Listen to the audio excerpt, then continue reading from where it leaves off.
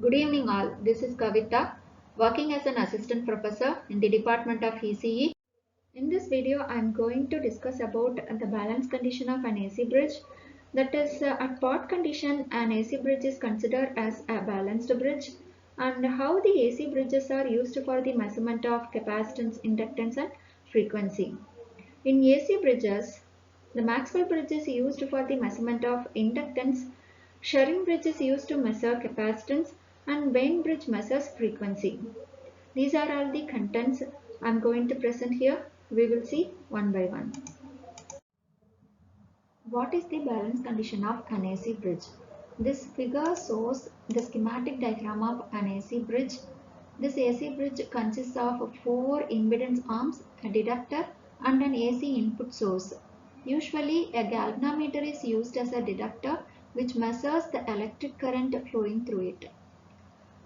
The AC bridge is considered as a balanced bridge when the current through the galvanometer is 0.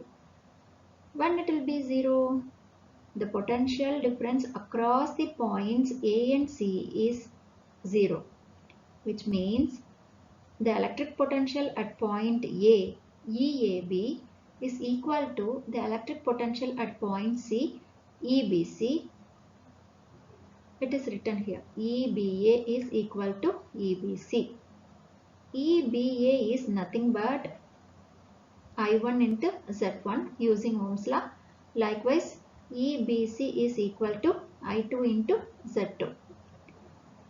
As current through the galvanometer is 0, the impedance Z1 is connected in series with Z3 and impedance Z2 is connected in series with Z4.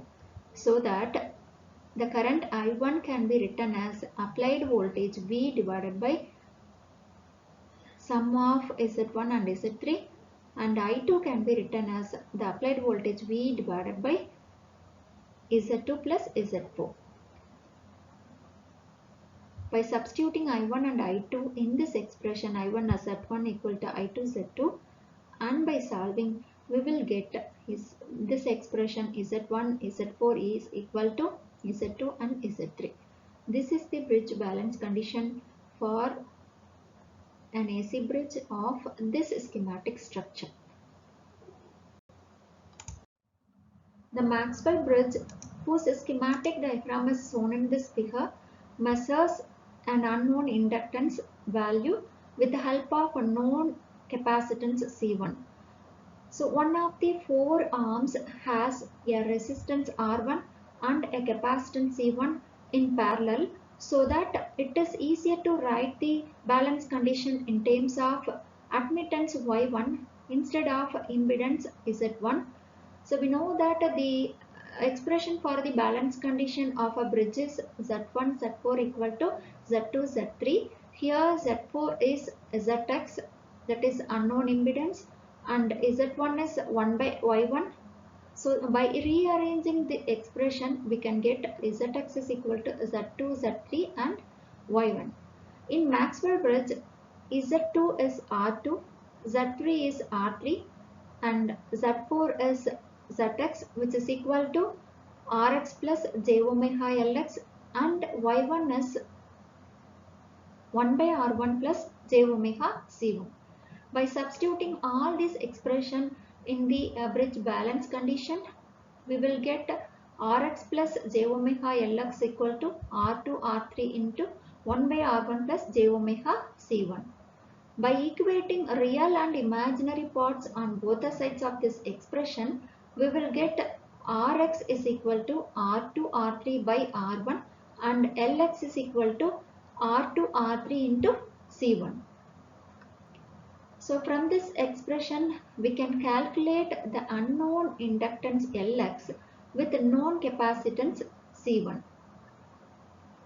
Generally, the Maxwell bridge is used for the measurement of inductance for a coil which has medium quality factor, that is for quality factor 1 to 10.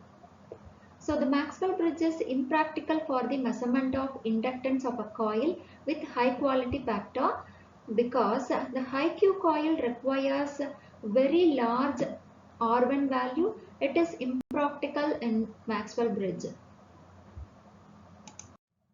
The sharing bridge, whose schematic diagram is shown in this figure, measures unknown capacitance Cx in terms of known capacitance C1, also helps to measure the quality of the capacitor in terms of dissipation factor capital D.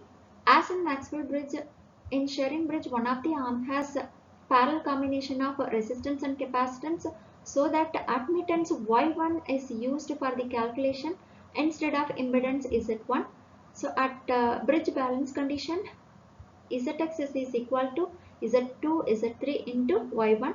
In a sharing bridge, Z2 is R2, Z3 is 1 divided by j omega C3, Zx is Rx plus 1 divided by j omega Cx, and Y1 is 1 divided by R1 plus j omega C1. By substituting all these expression in this bridge balance condition, we will get Rx plus 1 divided by j omega Cx is equal to R2 into 1 divided by j omega Cx into 1 divided by R1 plus j omega C1. By multiplying all these terms in the right hand side and equating the real and imaginary parts on both the sides, we will get Rx is equal to R2 into C1 divided by C3 and Cx is equal to C3 into R1 by R2. So the unknown capacitance Cx can be measured with the help of C3, R1 and R2. By definition, the dissipation factor of a series Rx Cx circuit can be written as capital D is equal to Rx divided by Xx, where Xx is the reactance of the capacitor Cx, and it can be written as 1 divided by omega Cx, so that the dissipation factor becomes omega into Rx into Cx. So we know that the relation between the dissipation factor and the quality factor is dissipation factor D is equal to 1 divided by Q. That is, D and Q are inversely proportional to each other. In sharing bridge, the dissipation factor capital D is equal to omega Rx into Cx. By substituting Rx equal to R2 C1 by C3 and Cx is equal to C3 R1 divided by R2, we get dissipation factor D is equal to omega R1 C1. The Wien bridge measures the frequency of the voltage source using series RC in one arm and parallel RC in the adjoining arm. We know the general expression for the bridge balance condition is Z1 Z4 equal to Z2 Z3.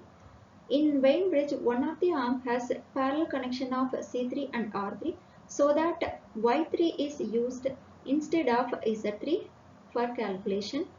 So the expression becomes Z2 is equal to Z1 Z4 Y3. In Wien bridge, Z2 is R2, Z4 is R4, Z1 is R1 plus 1 divided by j omega C1 and Y3 is 1 divided by R3 plus j omega C3. By substituting all this expression in the general expression becomes R2 is equal to R1 plus 1 divided by j omega C1 into R4 into 1 divided by R3 plus j omega C3. By expanding the expression, we will get R2 is equal to R1 R4 by R3 plus j into omega C3 R1 R4 minus R4 divided by omega C1 R3 plus R4 C3 divided by C1. By equating the imaginary parts on both the sides, we will get omega C3 R1 R4 minus R4 divided by omega C1 R3 equal to 0, as the imaginary part in the left hand side is 0. So omega C3 R1 is equal to 1 divided by omega C1 R3. We know that the angular frequency omega is 2 pi f, so that the frequency f becomes 1 divided by 2 pi into square root of C1 C3 R1 R3. In most of the Wien bridge circuits, the components are chosen such that R1 equal to R3 and C1 equal to C3, so that the frequency expression becomes f is equal to 1 divided by 2 pi RC. So by knowing the values of R and C, the frequency of the voltage source can be measured with the help of this expression. Thank you.